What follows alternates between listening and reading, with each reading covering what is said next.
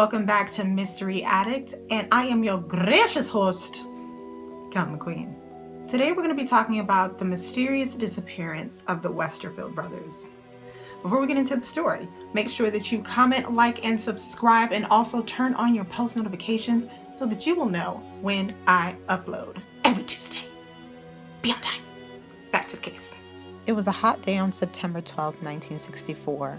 Terry Lee and Alan John Westerfield, age 11 and 7, lived in Fayetteville, North Carolina. They were the sons to Margie Westerfield, who was at the time a single mother after separating from her third ex-husband, Carl Bark. It was a normal afternoon on September 12th where Margie had to go to work, so she called her usual babysitter to come watch the kids while she went to work. There was never any issues, never a problem. So she did, and she left going to work thinking that everything was going to be as normal. Unfortunately, it wasn't. Not that long after Margie left, Carl Bark showed up to the house unannounced and demanded that the babysitter leave. She tried to talk him into letting her stay for as long as she could and eventually ended up having to leave. So she did, and left the two sons with Carl Bark. And what you have to also know is that Carl Bark was not the biological father to the two sons. Their biological father was a man named Thomas Westerfield. Now, unknowing of what to expect of Carl Bark, what he was doing there, why he felt the need to babysit his stepchildren at the time that him and their mother were separated, no one knows. But he was able to convince the babysitter to leave. Not very much time went by when Carl convinced the babysitter to leave. One of the local boys came over to the house to see if Terry could come outside and play. Carl came to the door and stated that he could not come out because he was being punished. For what? Who knows? So the boy left without any issue. Now, according to Carl Bark, he claimed that the kids wanted to go to the movie theater. They wanted to see a double feature of The Atomic Man and the movie No Name on the Bullet. So he stated that he granted the kids their wish and took them to the movie theaters and dropped them off. At 5:30, Margie came home to find her soon-to-be ex-husband sitting in her living room without any purpose. So of course she argued with him, trying to find out why he was there in the first place. Where are her kids? And he lets her know that he took them to the movies by their request. After the argument, she decided she needed a stress relief. So she decided to go to the NCO club on the Pope Air Force Base. Wait a minute.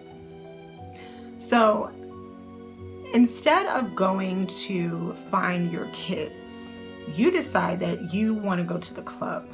Huh? Anyways, so according to Carl Bark, he went back to the movie theaters around 7:45 and waited on the corner for the two boys to come meet him. He stated that he stayed until 9:30, but the boys never showed up. He went back home and eventually Margie arrived as well. And they got into an argument once again because Carl was questioning if Margie had went and picked them up herself, but she said that she never did. When it reached the hour of 2 a.m., that's when Margie knew that something was terribly wrong. And that's when she decided to contact the local authorities. Once word got out that the boys were missing, dozens of local police looked everywhere, in and outside of state. They also got the FBI involved and chased many leads, but the leads led to nowhere. One of their main suspects, of course, was Carl Bark. He was the last person that was seen with them.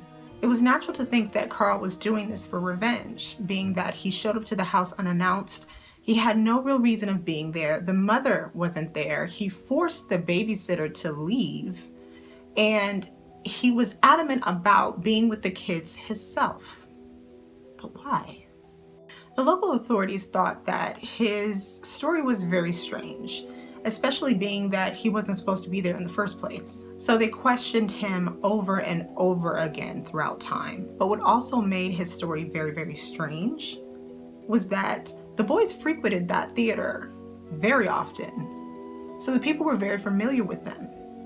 And on that day of September 12th, 1964, no one remembered seeing them come in. What was even stranger was the fact that when he claimed to go pick them up, he didn't get out of the car to try to find them. He didn't walk into the theater to see if maybe anybody had seen them or seen them leave or anything.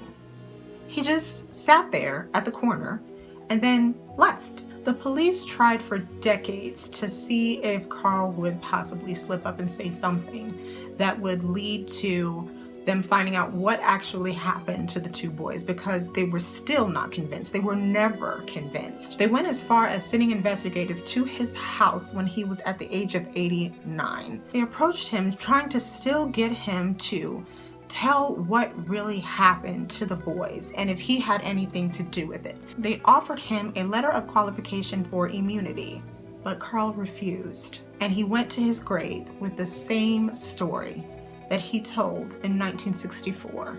Now, as for Margie Westerfield, she went on with her life not knowing what happened to her sons, even though she always remained hopeful that her sons were still alive. She also expressed that she felt responsible for her kids' disappearance, being that instead of going to find her kids and bringing them home, she decided to go to the NCO club.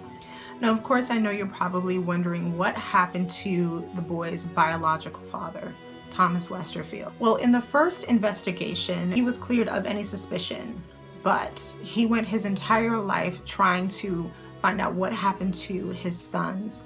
He chased leads for the remainder of his life, and just like the investigators, got nowhere. He carried the grief with him until his death in 1978 by suicide. The case of the Westerfield brothers' disappearance is one of the longest running missing cases that are still open to this day. So what do you think? Do you think that the stepfather had something to do with it? I mean, realistically, it's reasonable to think so, being that he just kind of showed up out of nowhere while him and Margie were in the middle of a separation. There was no telling what was going on during that time, what kind of conversations or interactions they had. I mean, obviously, it wasn't a good thing that he showed up there, being that they got into an argument as soon as she came home and saw him in the house. So obviously, at the time, she wanted zero to do with him. I always wondered what happened to the babysitter. Do you think maybe the babysitter had something to do with it in some sort of way? Do you hold Margie responsible? Do you think there was a possibility that maybe she could have found her children, or maybe she would have been able to contact the police a little earlier when she went to the one place that she knows that her kids love to be and saw that no one was there and no one had seen them? Maybe she would have gone to the police a little sooner, and maybe there was a possibility that they could have gotten a head start on the investigation. I want to know what you think. I would love to know your thoughts down below. Make sure you comment, like, and subscribe. Once again, my name is Kel McQueen, and this is Mystery Addict. And until next time, once again, stay weird, because normal's overrated.